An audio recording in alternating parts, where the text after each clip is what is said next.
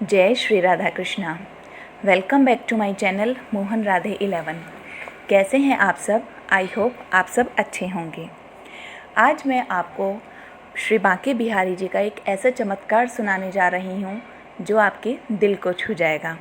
तो आइए शुरू करते हैं। उससे पहले एक जयकारा बोलिए, श्री वृंदावन बांके बिहारी लाल की जय, मोर मुकुट बंसी वाले की जय, मेरी बरसाना वाली राधा रानी की जय। तो आइए शुरू करते हैं। जब जब लेती हूँ मैं सांस कान्हा, तुम याद आते हो, मेरी हर सांस में तुम खुशबू सा समा जाते हो। कैसे कहूँ कान्हा कि तेरी याद नहीं आती, मुझे अब तो हर पल तुम नज़र आते हो। ये बहुत ही प्यारी लाइनें हैं हमारे कान्हा के लिए। देखिए, भक्ति के आपको दो बातों का विशेष ध्यान रखना चाहिए। पहला, सच्चा विश्वास, और दूसरा, पक्का भाव। अगर ये दोनों होंगे तो देखना एक दिन कान्हा आपकी बात ज़रूर सुनेंगे। आज आपको उसी विश्वास की एक सत्य घटना सुनाती हूँ जो वृंदावन धाम की और हमारे श्री बांके बिहारी जी महाराज की है। ये सुंदर प्रसंग शुरू करने से पहले एक रिक्वेस्ट, अगर आपने मोहन राधे 11 चैनल को सब्सक्राइब नहीं किया है तो प्लीज़ जल्दी जल्दी जाके सब्सक्राइब कर लो और बेल आइकन पे प्रेस करें जिससे मेरी वीडियो की नोटिफिकेशन सबसे पहले आपके पास आए। अब ये प्रसंग प्रेम से, मन से, भाव से सुनिएगा। आपने देखा होगा बांके बिहारी जी मंदिर के बाहर बहुत सारे भिखारी घूमते रहते हैं और लोगों से भीख मांगते हैं। ये प्रसंग बहुत पुराना है। एक दिन एक संत वृंदावन की परिक्रमा करते हुए श्री मदन मोहन जी और श्री बांके बिहारी जी मंदिर के आगे से गुजर रहे थे। वही स्थान जहां आज वीआईपी पार्किंग बनी हुई है। बाबा ने देखा भिखारी लोगों के आगे भीख मांग रहे थे। कोई उन्हें थोड़ा बहुत कुछ दे देता और कोई उन्हें चलो चलो आगे चलो करके इग्नोर करता। बाबा ने देखा और थोड़ा मुस्कुराए। फिर बाबा के एक शिष्य ने उनसे पूछा, बाबा आप हंस क्यों रहे हो? शिष्य ने कहा, वो तो अपना पेट भरने के लिए भीख मांग रहे हैं। तो संत ने बड़े प्रेम से कहा, भैया मैं तो इसलिए मुस्कुरा रहा हूँ कि एक भिखारी दूसरे भिखारी से भीख मांग रहा है। अरे मांगना है तो उस दाता से मांगो जिससे मांगने के बाद फिर किसी और के आगे कभी मांगने की ज़रूरत नहीं होती। यह सुन शिष्य ने कहा, बाबा आप कह तो बिल्कुल ठीक रहे हो, आप स्वयं ही चलकर ये बात उन्हें क्यों नहीं समझा देते? शिष्य की बात संत को ठीक लगी। उन्होंने कहा, कह तो तुम भी ठीक रहे हो। फिर संत सभी भिखारियों के पास गए और बोले, आप इस सब लोगों से क्यों मांगते हो? आप जिसके दरवाजे पे बैठे हो सीधा उससे ही मांगो ना। उनसे मांगोगे तो कभी किसी और के आगे हाथ फैलाने की ज़रूरत नहीं पड़ेगी। सब भिखारी संत की बातों से थोड़ा नाराज़ हुए और बोले, महाराज हमें प्रवचन नहीं चाहिए, प्रवचन देने वाले बहुत आते हैं। अब संत बेचारे चुप हो गए। अब वहीं एक अंधा भिखारी बैठा हुआ था। उसने जब संत की ये बातें सुनी तो उसके दिल को ये बातें छू गईं, उसके दिल में ये बातें बैठ गईं। उसने सोचा, बाबा कह तो सही रहे हैं, मैं इंसानों से भीख क्यों मांगूं? मांगना है परमात्मा के आगे भीख मांगूं। अब ये सोचकर वो भिखारी वहाँ से उठ गया और डंडा टेकते टेकते सीधा बिहारी जी महाराज के मंदिर में चला गया और मंदिर के अंदर जाकर उसने अपना कटोरा ऊपर उठाया और ज़ोर ज़ोर से श्री बांके बिहारी जी को पुकारने लगा, उनका जयकारा लगाने लगा। जय हो बांके बिहारी जी की, जय हो श्याम सुंदर दास जी की, जय हो बांके बिहारी जी की। इस तरह से जोर जोर से आवाज़ लगाने लगा। बहुत देर तक हाथ ऊपर करके खड़ा रहा। फिर उसने अपना हाथ नीचे किया, कटोरा छाती से लगाया और चुपचाप वहाँ से चला गया। वो अंधा भिखारी यमुना के किनारे, वहाँ जो किला है वहीं पर रहता था। वो वहाँ चला गया और भूखा यूं ही सो गया। अगले दिन फिर सुबह हुई। फिर वह डंडा टेकते टेकते आया और बिहारी जी महाराज की चौखट को पार करके अंदर प्रवेश किया। उसने फिर गुहार लगाई, हे बांके बिहारी जी महाराज आपकी जय हो, हे श्याम सुंदर दास आपकी जय हो, हे राधा रानी आपकी जय हो।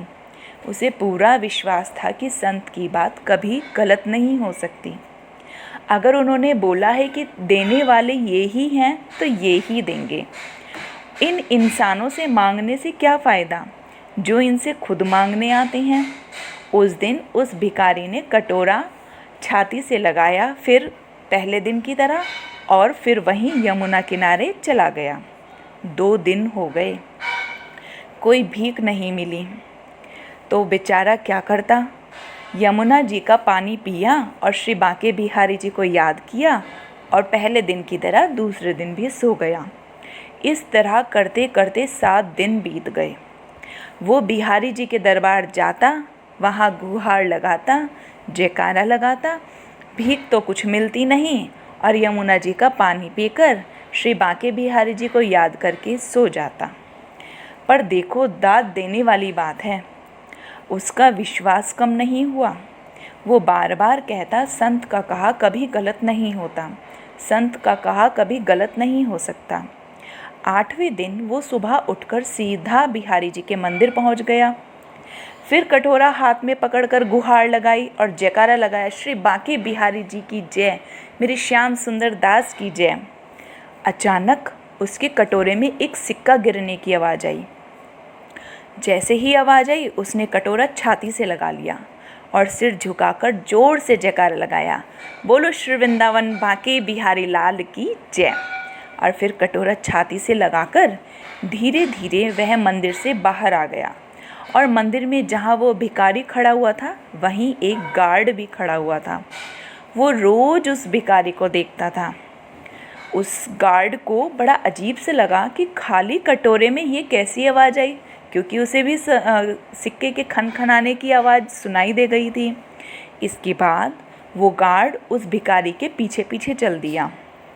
अंधा भिखारी रोज़ की तरह धीरे धीरे यमुना जी के किनारे पास वाले किले आ गया, और फिर बैठकर डंडा रखा उसने और कटोरे में हाथ डाला तो उसमें उसे एक सिक्का मिला। गार्ड उस सिक्के को देख रहा था। पीला चमचमाता वो सिक्का सोने का लग रहा था। आप विश्वास करोगे, उस सिक्के पर बिहारी जी का चित्र अंकित हुआ था। जैसे पहले के ज़माने में राजा महाराजाओं के चित्र अंकित होते थे, लेकिन इस सिक्के पर श्री बांके बिहारी जी का चित्र अंकित हुआ था।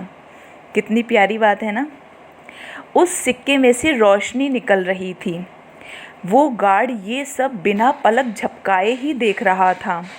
भिखारी ने वो सिक्का फिर उस कटोरे में ही रख दिया।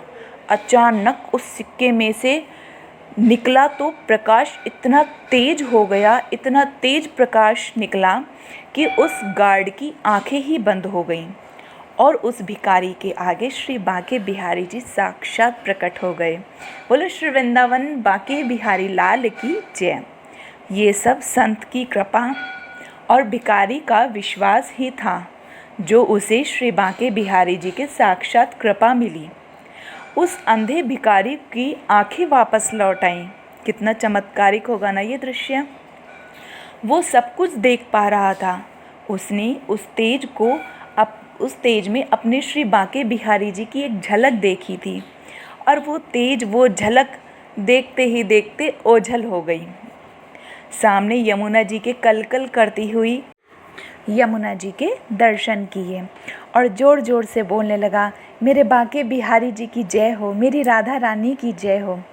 फिर वो भिखारी उस सिक्के को लेकर वहाँ से उठा और तेज़ी से चल दिया, क्योंकि अब वो सब कुछ देख सकता था। और हमारे श्री बांके बिहारी जी की कृपा से उसकी आँखों की रोशनी वापस लौट आई थी।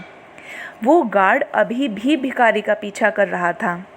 अब वो बिना सहारा, बिना लाठी के चल पा रहा था भिखारी, और लगातार जयकारा लगा रहा था, और सीधा बिहारी जी के मंदिर पहुंचा और श्री बांके बिहारी जी महाराज के दर्शन किए।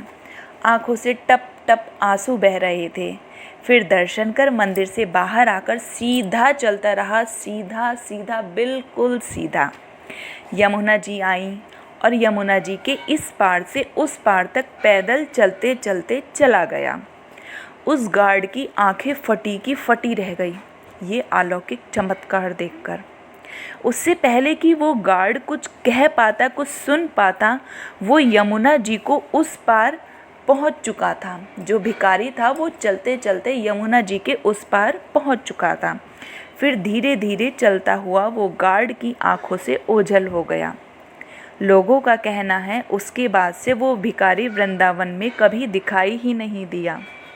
देखो ना, अगर भाव सच्चा है और विश्वास पक्का है तो एक ना एक दिन कान्हा आपकी ज़रूर सुनेंगे। और ये सच्चा प्रसंग उसी गार्ड के द्वारा सबको बताया गया है। आपको मेरी ये वीडियो, ये सच्चा प्रसंग कैसा लगा कमेंट करके ज़रूर बताइएगा।